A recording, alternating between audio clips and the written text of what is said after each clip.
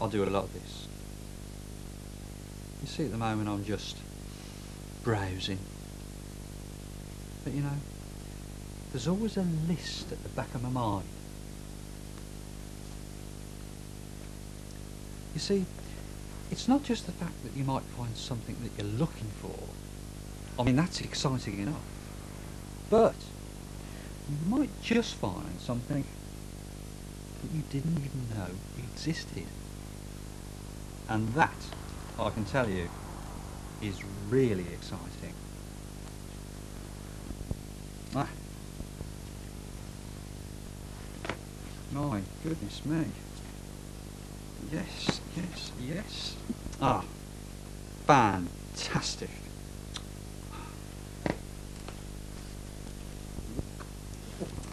Yep, that's the lot. Right, now I've got the UK first pressing, got the UK second pressing, that's a USA copy. Next up I've got a Russian copy. It's really interesting artwork on that. Next one I think is the Spanish one, and that's the Israeli one. And finally I've got the limited edition on lilac vinyl. Okay then, that's just £58 then please. 58 quid? Ah, cheap at twice the price. Okay, it's £116 then please. I should have kept my mouth shut.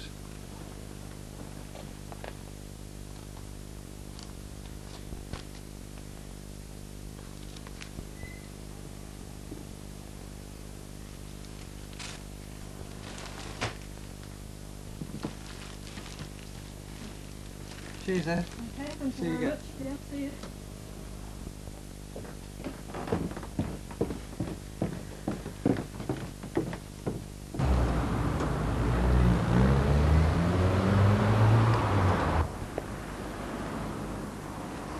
So now I've got 7 different pressings of the same album. It really is a great record, but do I really need this many copies of it? You know, there's an old song that goes, "If you buy this record, your life will be better." But will it? I've decided to investigate this phenomenon further by visiting the Vinyl Junkies' Big Fix, a record fair.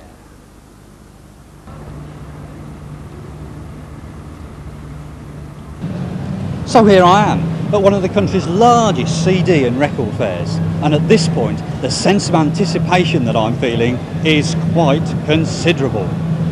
Because on these stalls are potentially thousands of rare and fascinating items. You see, for me, it's the process of searching and finding that's the really big pull. Just £58 then please, sir. That's smashing, thanks very much. You got any Northern Soul? No sir, none at all. How much? But you know, it's not completely a need to possess a certain recording that brings me to these events. Sometimes, you know, I can be at a fair for many hours and purchase perhaps only one item. Well, there has to be at least one token of the visit now, doesn't there? Also, of course, there's the visual interest. A sea of artwork and packaging, with the ever-present chance of seeing something really unusual. Sometimes I'll spend the whole weekend here. I once spent an entire day searching for this one particular item, and I found it just before the fair closed. I also got a 25% reduction off the marked price. Now this disc is actually one of a pair, and having found the other one a year previously, this really was a double whammy. So does the excitement dissipate after I leave the fair and return home?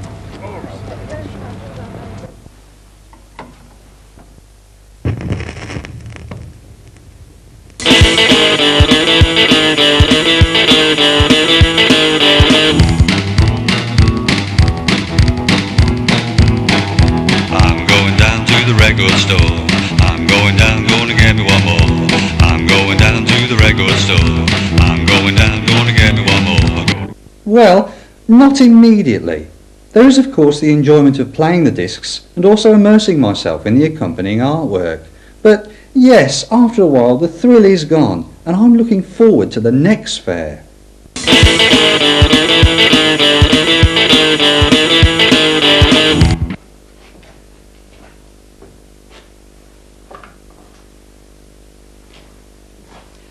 It's a drug, it's a drug, it's a ha-ha-ha. It's a Trojan horse coming out of the wall. A phrase, I think, which very accurately describes the record collecting thing.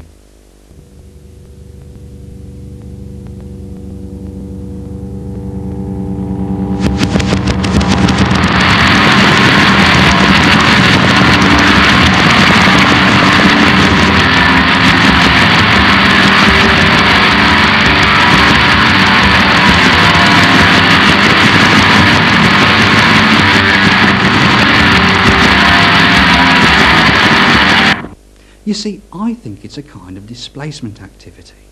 When you're drunk, or on heroin, or at a record fair, nothing else matters. It's like being wrapped in a big, fluffy, warm exhibition all full of goodies to be looked at, sorted, and probably taken home. But of course, it's not just records, they're just my bête noire. So I asked a few other people, what do they collect? I actually collect penguins. Everything? Wainwright's Lake District Fells, Rupert? jugs, Eggs? blue and white plates, Fossils and rocks? Wade's Whimsies, Everything? and a lot more. Well, an interesting selection of collections there, I'm sure you'll agree. But I'm interested not so much in the items themselves as the motivation behind their acquisition. So next I asked, why do they collect? I think for me, I've actually been collecting since I was about 5, so I have no excuses at all. I've got no real idea. I think it's just something that's caught on from Chris. I don't actually know. This is a copy of Virginia Plain by Roxy Music, the first record I ever bought. I purchased it from Wright's TV and Record Shop in Evesham Street, Redditch, on Saturday the 28th of October 1972, and it cost me just 50p. It was the first single that Roxy released. It reached number 4 in the charts, and it remains to this day a timeless classic. When I first purchased this disc, I didn't even own a record player, so I had to go round to my friend Gary's house in order to listen to it. I love everything about this record, especially the label. I didn't know it then, but something had happened. I had become a record collector. So how did other people start? I can't actually remember the very first penguin that I bought, but it started with putting a couple in the bathroom and then it escalated from there.